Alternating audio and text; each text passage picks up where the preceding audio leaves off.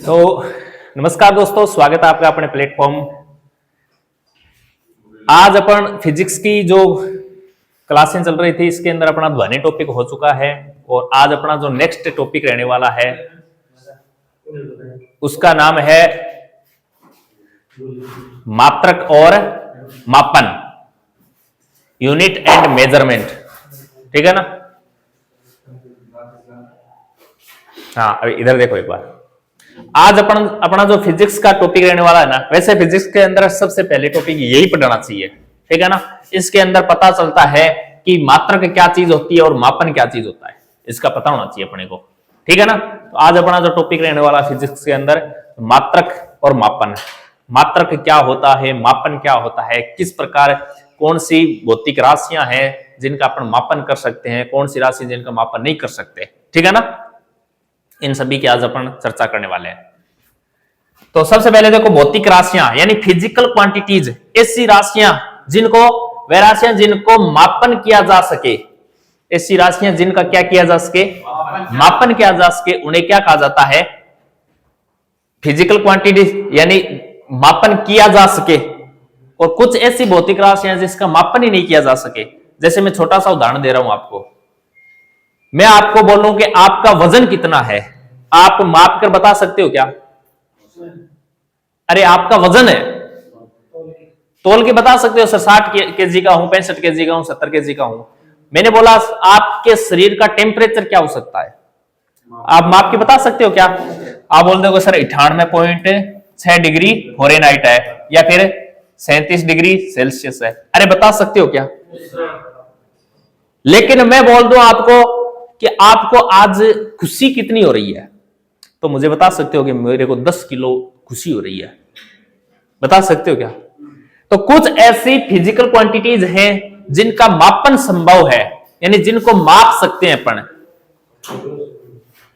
तो ऐसी कौन सी भौतिक राशियां हैं? जैसे ऊंचाई, तापमान, द्रव्यमान, ये कौन सी भौतिक राशियां हैं जिनका मापन संभव है, जिनको अपन माप सकते हैं।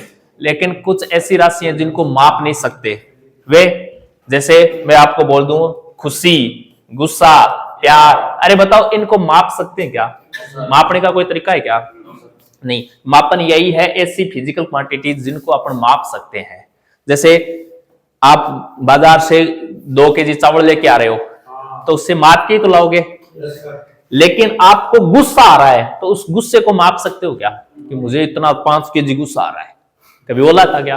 क्यों?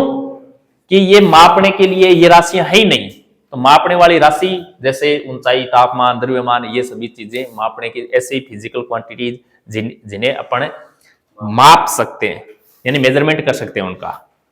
समझ में आई क्या? मापन क्या चीज है?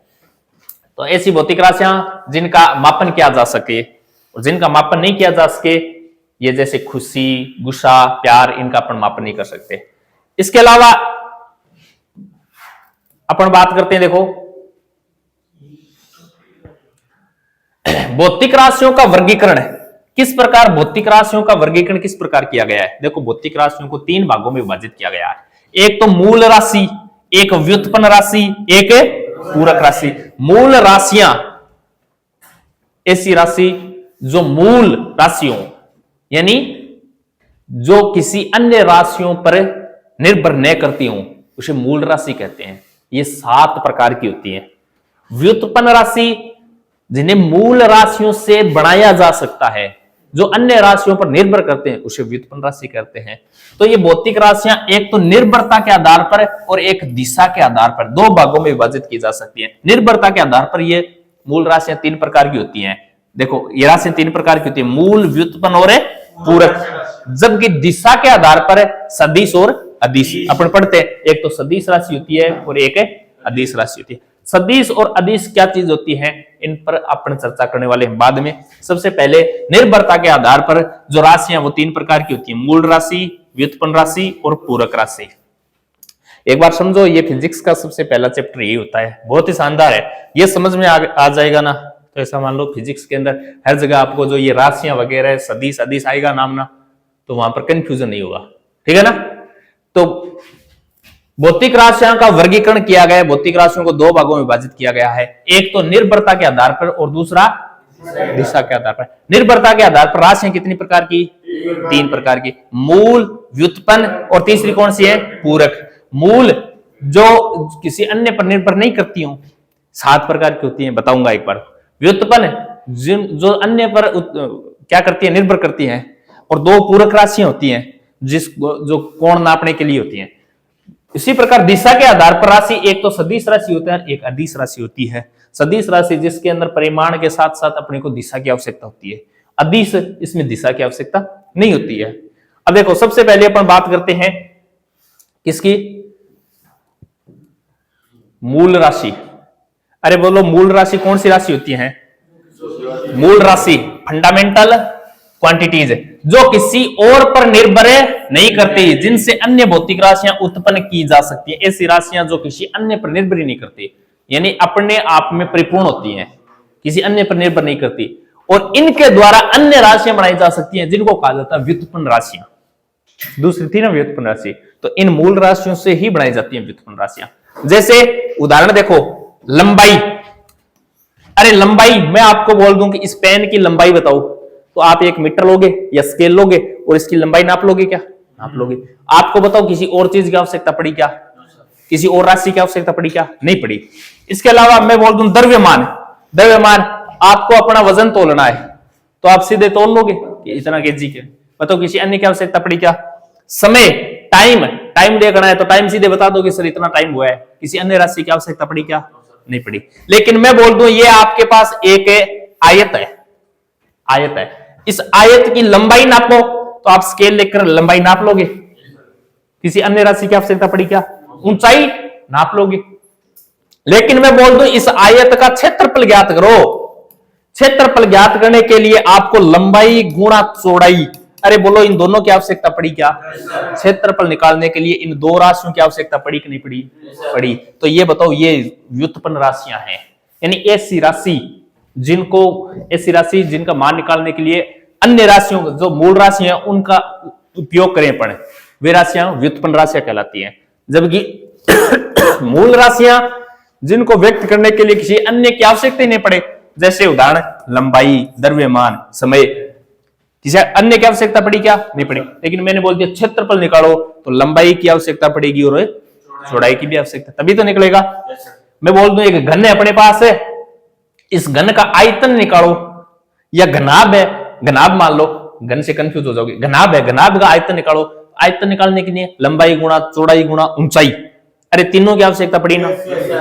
किसी एक से निकाल सकते हैं क्या? नहीं निकाल सकते। बस यही मूल राशि है, वही व्युत्पन्न राशि है। व्युत्पन्न में अन्य राशियों की आवश्यकता होती है, जबकि मूल राशियों में अन्य की आवश्यकता नहीं होती। जैसे लंबाई नापना, दूरी नापना, समय, द्रव्यमान, इसमें सिंपल नाप सकते हैं, किसी अन्य की आवश्यकता नहीं होती। 3 तो ये है। इसके अलावा देखो मूल राशियां ये भी हैं। विद्युत धारा मूल राशि का उदाहरण है। तापमान, अरे ताप नापना है, आपने शरीर का ताप क्या है? किसी अन्य राशि की आवश्यकता होती है क्या? नहीं। पदार्थ की मात्रा और ज्योति तीव्रता, ये 7 कौन सी राशियां हैं? मूल राशियां। याद रखना 7 मूल राशियां होती हैं, ठीक है ना? याद रह जाएगी क्या? लंबाई, द्रव्यमान, तापमान, विद्युत धारा, पदार्थ की मात्रा, ज्योति तीव्रता और समय, ये 7 मूल राशियां होती हैं जिनके लिए अन्य राशियों की आवश्यकता नहीं होती। जबकि व्युत्पन्न राशियों के लिए इन मूल राशियों की आवश्यकता होती है। जैसे लंबाई इसमें आ गया क्या? लंबाई आ गया ना, मूल राशि तो है। मैंने क्या बोला? क्षेत्रफल निकालना है, तो क्षेत्रफल जैसे ये एक वर्ग है, वर्ग का क्षेत्रफल ही तो निकालना है। इस वर्ग का क्षेत्रफल, तो ये इस वर्ग की ये भी लंबाई है और ये भी लंबाई तो है, यानी सेम ही होती है लंबाई और चौड़ाई तो वर्ग की, यानी ये भुजा है और ये भी भुजा है क्या? तो एक लंबाई और इस दूसरी लंबाई को गुणा करेंगे तभी तो बताओ भुजा का स्क्वायर बनता है। अरे बताओ 2 राशियों की आवश्यकता पड़ी क्या? पड़ी। तो ये व्युत्पन्न राशि होती है, ये दूसरे के ऊपर निर्भर करती हैं, जबकि मूल राशियां जो 7 है ना, ये किसी अन्य पर निर्भर नहीं करती। इसके अलावा अपन बात करते हैं व्युत्पन्न राशियां, व्युत्पन्न भौतिक राशियां। वे राशियां जो मूल राशियों पर निर्भर करती है, अभी बताया था कौन सी है मूल राशियों पर निर्भर कौन करती है, जैसे क्षेत्रफल निकालना। अरे क्षेत्रफल लंबाई गुणा चौड़ाई, बताओ लंबाई और चौड़ाई दोनों पर निर्भर करती है क्या? करती है, ये व्युत्पन्न राशि है। जैसे आयतन निकालना, वॉल्यूम, लंबाई गुणा चौड़ाई गुणा ऊंचाई, तीन राशियों की आवश्यकता पड़ती है क्या? अरे पड़ती है। घनत्व है द्रव्यमान बटा आयतन, तो इसके अंदर द्रव्यमान की भी आवश्यकता पड़ती है और आयतन निकालने के लिए ये रहा, लंबाई चौड़ाई और ऊंचाई तीनों की आवश्यकता पड़ती है। बताओ व्युत्पन्न राशियां जैसे क्षेत्रफल है, आयतन है, घनत्व है, ये राशियां व्युत्पन्न राशियां हैं। आप तो मूल राशियां साथ याद कर लेना, बाकी बच्ची सभी व्युत्पन्न ही है, ठीक है ना। दो पूरक राशि है, वो भी एकदम आसान है, याद हो जाएगी। मूल, 7 मूल और 2 पूरक याद कर लेना। इसके अलावा जितनी भी राशियां बची ना, वो सभी व्युत्पन्न राशियां होती है। समझ में आया क्या?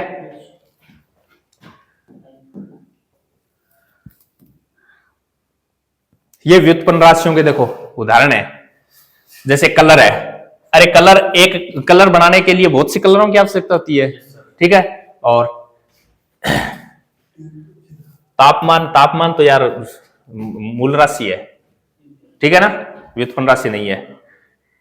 और मास यानी द्रव्यमान हो गई, वॉल्यूम ये मिक्स किया हुआ है इसका, ठीक है ना, ये मिक्स करके दे दिया है, ध्यान रखना। लेंथ यानी ऊंचाई, ये ऊंचाई मूल राशि होती है, लंबाई बोल दो ऊंचाई बोल दो। और जैसे वॉल्यूम आयतन व्युत्पन्न राशि होती है, तो ये मिक्स करके क्या, अरे ये मूल प्लस व्युत्पन्न, हाँ दोनों को इस चित्र के माध्यम से दर्शाया गया है, ठीक है ना। दोनों ही चीजें इसके अंदर, दोनों को चित्र। अब एक होती है पूरक, पूरक दो राशियां होती हैं पूरक।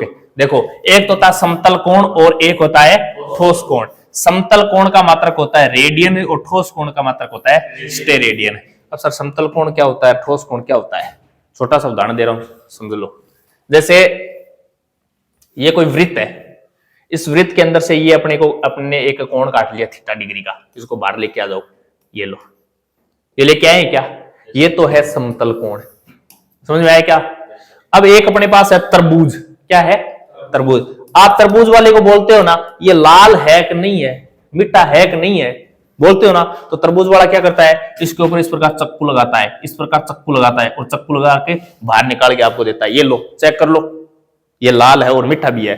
तो ये बताओ किस प्रकार आता है? ये आता है ठोस कोण के रूप में बाहर आता है क्या?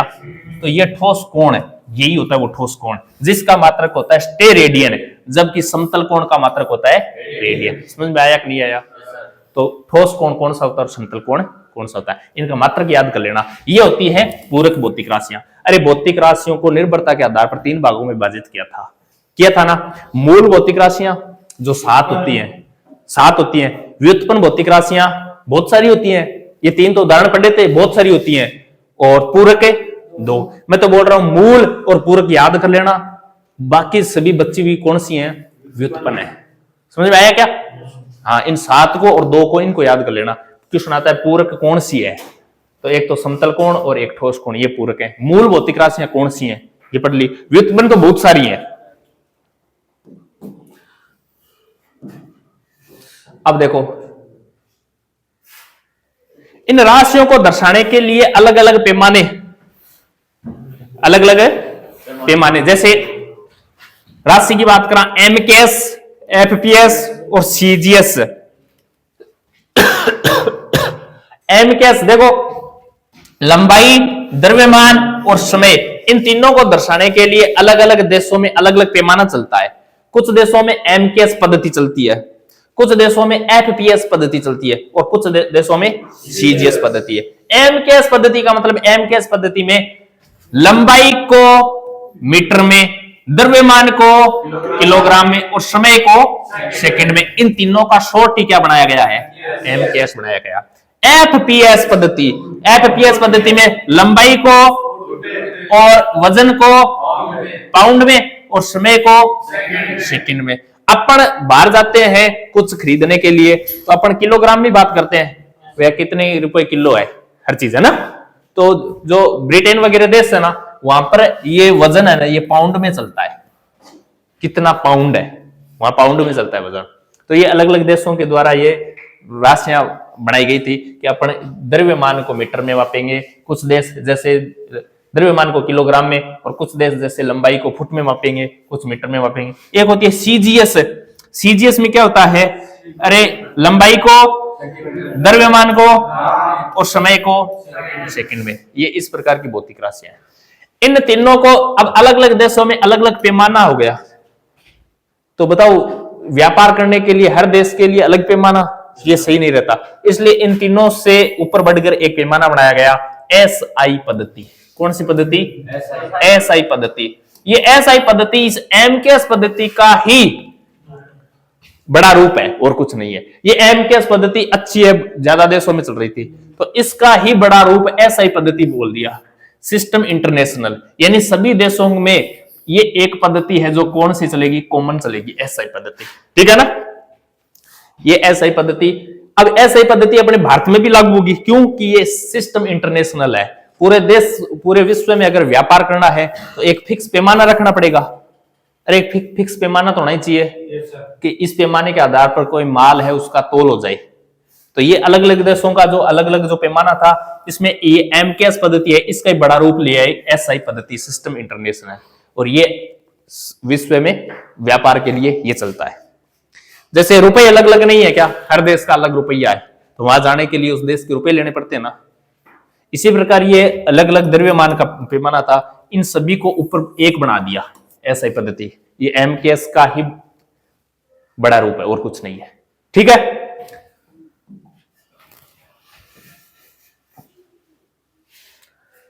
लेंथ, टाइम, मीटर, ये वो 7 जो मूल राशियां थी ना, मूल राशियां, इनको इंग्लिश में लिखा गया है। ठीक है ना, कोई बच्चा इंग्लिश में पढ़ना चाहे तो पढ़ लेना इनको। ठीक है ना, लेंथ, मास, टाइम, टेम्परेचर। अब देखो और भौतिक राशियां कौन सी होती हैं, जैसे दूरियां मापने के मात्रक है। दूरियां मापने का मात्रक क्या होता है, एक होती है खगोलीय मात्रक है, उसको एयू कहा जाता है, एस्ट्रोनॉमिकल यूनिट कहा जाता है, खगोलीय मात्रक। ये पृथ्वी और सूर्य के केंद्रों के बीच की औसत दूरी मापने का क्या है, मात्रक है, खगोलीय मात्रक है। पृथ्वी और सूर्य के केंद्रों के बीच की जो औसत दूरी है ना, उसको मापने का एक मात्रक है, खगोलीय मात्रक है। एक एयू बराबर क्या होता है, 1.496 इंटू 10 की पावर 11 मीटर प्रकाश वर्ष होता है। ये कभी कभी पूछ लेता है इस प्रकार के छोटे छोटे क्वेश्चन। ये तो नहीं पूछा हुआ है, लेकिन ये प्रकाश वर्ष बहुत बार पूछा हुआ है। प्रकाश वर्ष, एक प्रकाश वर्ष बराबर होता है 9.46 इंटू 10 की पावर 15 मीटर। प्रकाश वर्ष बोल दो या फिर इसको लाइट ईयर बोल दो, लाइट ईयर बोल दो। अभी पीछे एक टेस्ट में लाइट ईयर दे दिया था, लाइट ईयर को हिंदी में लिख के दे दिया था लाइट ईयर। बच्चा कंफ्यूज हो गया, सर लाइट ईयर क्या चीज होती है। अरे प्रकाश वर्ष को ही लाइट ईयर कहा जाता है। ठीक है ना, तो एक लाइट ईयर बराबर क्या होता है, 9.46 इंटू 10 की पावर 15 मीटर है। ये बहुत बार एग्जाम में आया हुआ है। एक हाँ मोस्ट है, एक होता है पारसेक, जो दूरी का सबसे बड़ा मात्रक है। क्वेश्चन आता है दूरी का सबसे बड़ा क्या मात्रक, ये प्रकाश वर्ष दूरी का मात्रक है, ध्यान रखना। प्रकाश वर्ष किसका मात्रक है, ये यहां वर्ष लगा हुआ है, इसका मतलब समय नहीं है, ये प्रकाश वर्ष दूरी का मात्रक है, ध्यान रखना। ठीक है ना, ये ऊपर इसी तभी तो लिखा हुआ है दूरियां मापने के मात्रक है ये, तो प्रकाश वर्ष दूरी का मात्रक है। एक होता है पारसेक, ये पारसेक दूरी का सबसे बड़ा मात्रक होता है। क्वेश्चन आता है पार दूरी का सबसे बड़ा मात्रक कौन सा होता है, पारसेक होता है। एक पारसेक का मान होता है 3.1 इंटू 10 की पावर 16 मीटर, ये एक पारसेक। एक पारसेक में प्रकाश वर्ष कितने होते हैं, 3.26 प्रकाश वर्ष होते हैं एक पारसेक में। तो पारसेक दूरी मापने का सबसे बड़ा क्या है, मात्रक है। ये दोनों वेरी इंपॉर्टेंट है। ठीक है ना, दोनों को याद रख लेना, बहुत बार प्रश्न आया हुआ है। आगे चलें क्या, ये पीडीएफ मैं आपको टेलीग्राम चैनल पर सेंड कर दूंगा। हाँ टेलीग्राम है, हाँ वीडियो के डिस्क्रिप्शन में आपको टेलीग्राम चैनल का लिंक दिया होगा, वहां जाके ज्वाइन कर लेना। वहां आपको मैथ्स की और ये फिजिक्स की पीडीएफ मिल जाएगी।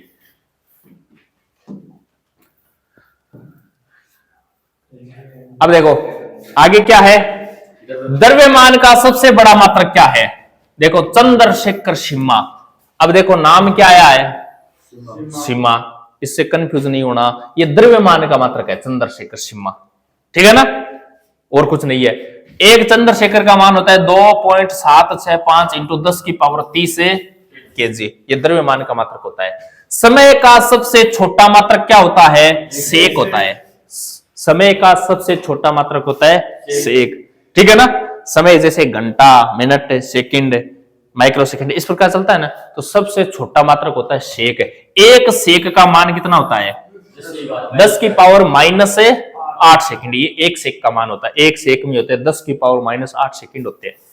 इसके अलावा लंबाई का सबसे छोटा मात्रक क्या होता है, बोलो, लंबाई का सबसे छोटा मात्रक होता है फर्मी मीटर। एक फर्मी मीटर का मान होता है 10 की पावर माइनस का 15 मीटर। तो समय का सबसे छोटा मात्रक है सेक होता है, और लंबाई का सबसे छोटा मात्रक है फर्मी मीटर होता है। याद रह जाएगा क्या, आगे चले।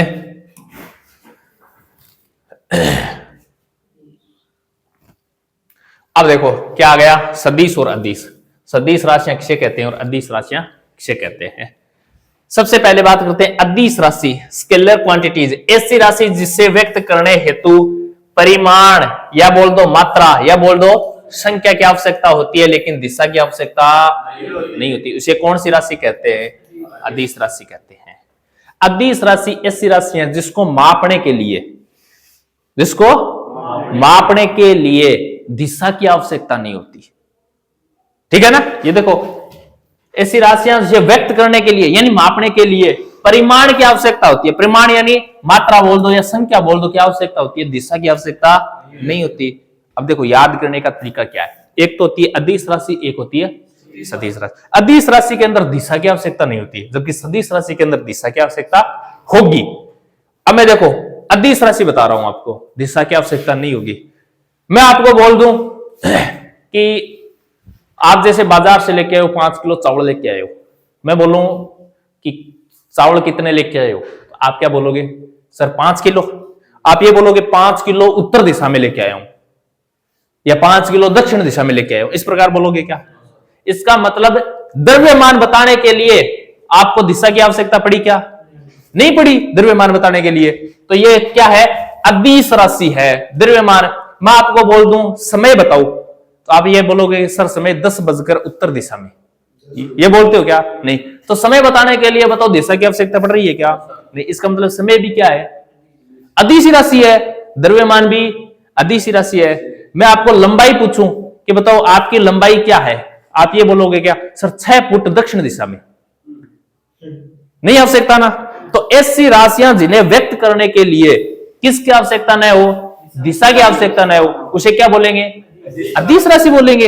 यही अदिश राशि के उदाहरण है। देखो जैसे दूरी, मैं बोल दूं कोई दूरी बतानी है आपको, तो दूरी के अंदर दिशा बताने की आवश्यकता है क्या, अरे नहीं है, दूरी दूरी होती है, 10 किलोमीटर 20 किलोमीटर। लंबाई, आपकी लंबाई बोलो, दिशा की आवश्यकता होती है क्या, नहीं। समय, क्षेत्रफल, द्रव्यमान, चाल, मैं बोलूं चाल बताओ, गाड़ी की चाल है 60 किलोमीटर प्रति घंटा, अरे दिशा की आवश्यकता है क्या, नहीं है, चाल में नहीं है। घनत्व, आयतन, विद्युत धारा, विद्युत आवेश, विद्युत विभव, विभवांतर, प्रतिरोध, चालकता, कार्य, ऊर्जा, शक्ति, ताप, दाब और तीव्रता, ये सभी कौन सी राशि हैं, अदिश राशि हैं। इनको बताने के लिए दिशा की आवश्यकता नहीं पड़ती, ओनली फॉर क्या, उनका परिणाम या मात्रा या संख्या की आवश्यकता होती है। समझ में आया कि नहीं आया, ये अदिश राशि है। अब देखो कुछ तो इसके अंदर आपको उदाहरण देते ही समझ में आ गई, लेकिन कुछ हैं जो याद करनी पड़ेंगी आपको, ठीक है ना। इसके अलावा जैसे घनत्व, आयतन, विद्युत धारा, विद्युत आवेश, विद्युत विभव, विभवांतर, प्रतिरोध, चालकता, कार्य, ऊर्जा, शक्ति, ताप, दाब, तीव्रता, ये सभी कौन सी राशियां हैं, अदिश राशि। इनको व्यक्त करने के लिए ओनली फॉर परिणाम की आवश्यकता होती है, परिमाण की आवश्यकता होती है, ठीक है ना, जबकि दिशा की आवश्यकता नहीं होती है। परिणाम अलग होता है, परिमाण अलग होता है। परिणाम तो होता है रिजल्ट, जबकि ये है परिमाण।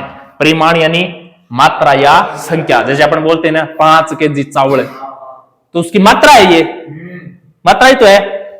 अगर ये मात्रा मेजरमेंट इसी तो कहते हैं। अपन दुकान में जार बोल दें चावल दो, तो चावल दे देगा क्या वो, हाँ। या बोल दो चावल दो उत्तर दिशा में, बोलो दे देगा क्या, नहीं देगा। तो यानी इसको व्यक्त करने के लिए ये परिमाण की आवश्यकता होती है, दिशा की आवश्यकता नहीं होती। इसी प्रकार अदिश राशि के साथ साथ एक और राशि होती है जिसका नाम क्या होता है, सदिश राशि। सदिश राशि में क्या होती है, से यानी सहित, दिश यानी दिशा, ऐसी राशि जिसके अंदर दिशा की भी आवश्यकता हो उसे सदिश राशि कहते हैं। इंग्लिश में से वेक्टर क्वांटिटीज कहा जाता है। ऐसी राशि जिसे व्यक्त करने हेतु परिमाण के साथ साथ दिशा की आवश्यकता हो, इसके अंदर दिशा की आवश्यकता होगी, बिना दिशा के इसे वो व्यक्त नहीं कर सकते अपन। जैसे विस्थापन, वेग, त्वरण, बल। अब देखो मैं एक बल ले रहा हूं, बल से आपको समझ में आ जाएगा। बल को इंग्लिश में क्या कहते हैं, फोर्स। बल को इंग्लिश में क्या बोलते हैं, फोर्स बोलते हैं। अब बल से आपको यह समझ में आ जाएगा कि वास्तव में इसके अंदर दिशा की आवश्यकता है। मैं आपको बोल दूं बल का अर्थ होता है फोर्स, यानी बल लगाना, धक्का देना, फोर्स। मैं आपको बोल दूं कि ये स्टेज अपना, इस स्टेज को धक्का दो, तो आप सबसे पहले पूछोगे सर किस दिशा में धक्का देना है। अरे पूछोगे नहीं पूछोगे? तो बताओ बल यानी फोर्स को व्यक्त करने के लिए दिशा की आवश्यकता होती है क्या? होती है। मैं बल लगाने के लिए बोलते ही आपको बोलोगे किस दिशा में, पूछोगे नहीं पूछोगे? तो ये वो सभी सदिश राशियां हैं जिनको व्यक्त करने के लिए दिशा की आवश्यकता होती है। जैसे विस्थापन हो गया। विस्थापन क्या होता है? अरे विस्थापन एक स्थान से दूसरे स्थान की मिनिमम दूरी होती है ना, वो विस्थापन होता है। ठीक है ना? मिनिमम दूरी दो पॉइंटों के बीच, जैसे ए और बी, ये दो पॉइंट हैं, इनके बीच की दूरी तो ये भी हो सकती है, ये भी हो सकती है, ये भी हो सकती है ना। विस्थापन होती है इनके बीच की मिनिमम दूरी, कम से कम दूरी को ही विस्थापन कहते हैं। ठीक है ना? इसमें कितना विस्थापन हुआ, इनके बीच में दूरी कितनी है, कम से कम दूरी, या सीधी दूरी बोल दो। वेग, वेग में दिशा की आवश्यकता होती है। त्वरण, बल, विद्युत क्षेत्र, चुंबकीय क्षेत्र, संवेग, आवेग, गति, भार या वजन, भार या वजन, इसके अंदर दिशा की आवश्यकता इस प्रकार होती है क्योंकि इसके अंदर गुरुत्वाकर्षण बल लगता है हमेशा नीचे की ओर। अरे गुरुत्वाकर्षण बल हमेशा, वजन, भार, गुरुत्वाकर्षण, अरे तभी तो वजन महसूस होता है अपने। अपन बोलते हैं कि ये 20 किलो का वजन है, उठाओ इसको, तो 20 किलो का वजन किस प्रकार महसूस हुआ? क्योंकि उसके ऊपर क्या लग रहा है? गुरुत्वाकर्षण बल लग रहा है। किस दिशा में लग रहा है? नीचे की ओर दिशा एक इसके अंदर लग रहा है, तभी तो अपने को वजन महसूस हो रहा है। समझ में आई क्या? तो सदिश और अदिश कर लोगे?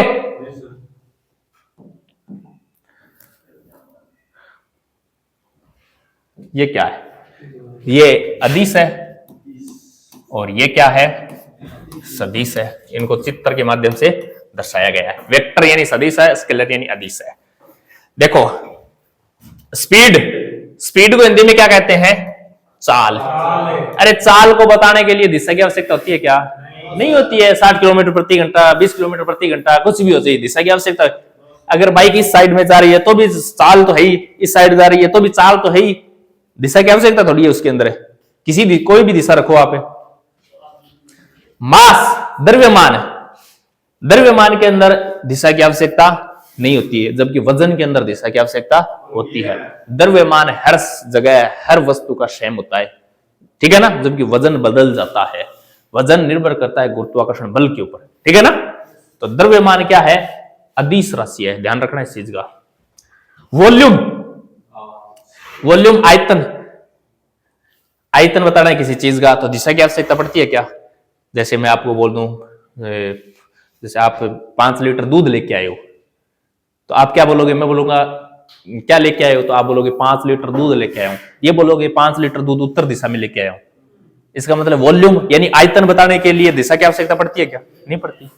टाइम, समय, दिशा की आवश्यकता नहीं पड़ती। तो ये अदिश राशियां हैं, ये सदिश राशियां हैं। वेलोसिटी हो गया और फ्रैक्शन हो गया, वेट हो गया, इस प्रकार। ये देखो वेट, वजन, ये दिखा रखा है, ठीक है ना, गुरुत्वाकर्षण बल की वजह से। तो सदिश और अदिश मेरे ख्याल से समझ में आ गया होगा।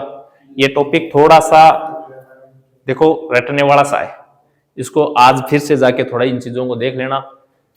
और आगे शानदार टॉपिक आने वाले हैं, वो समझने वाले टॉपिक है। ये पहला ही टॉपिक है, इसके अंदर थोड़ा सा रटने वाला सा सिस्टम होता है।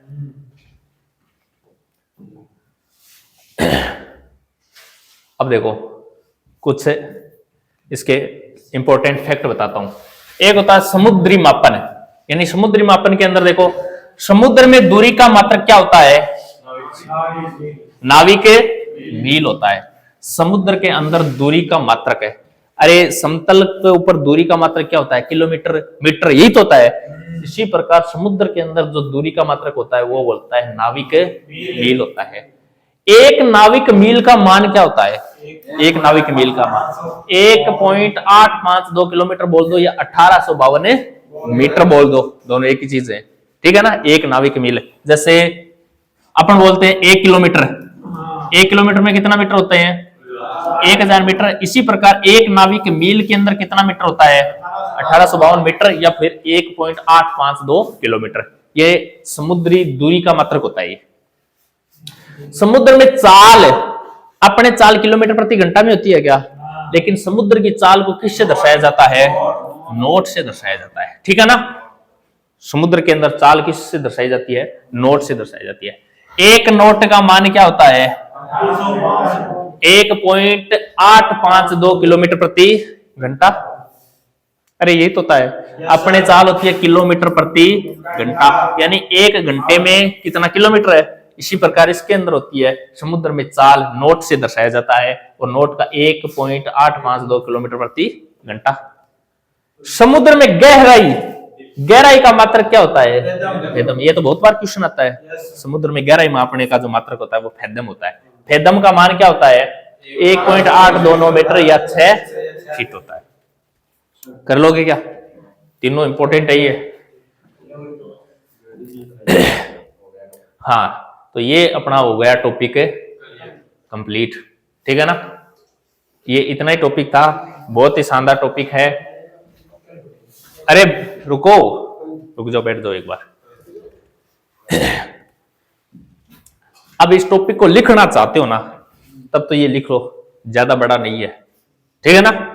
और जिसके पास मोबाइल है उसके कोई दिक्कत ही नहीं है, उसको टेलीग्राम पर ये मिल जाएगा। और जो लिखना चाहे वो अब लिख लो, ठीक है ना। आपके पास समय है, जाना कहीं नहीं है, बैठे रहो एक बार। तो आज के लिए इतना ही। जय हिंद, जय भारत।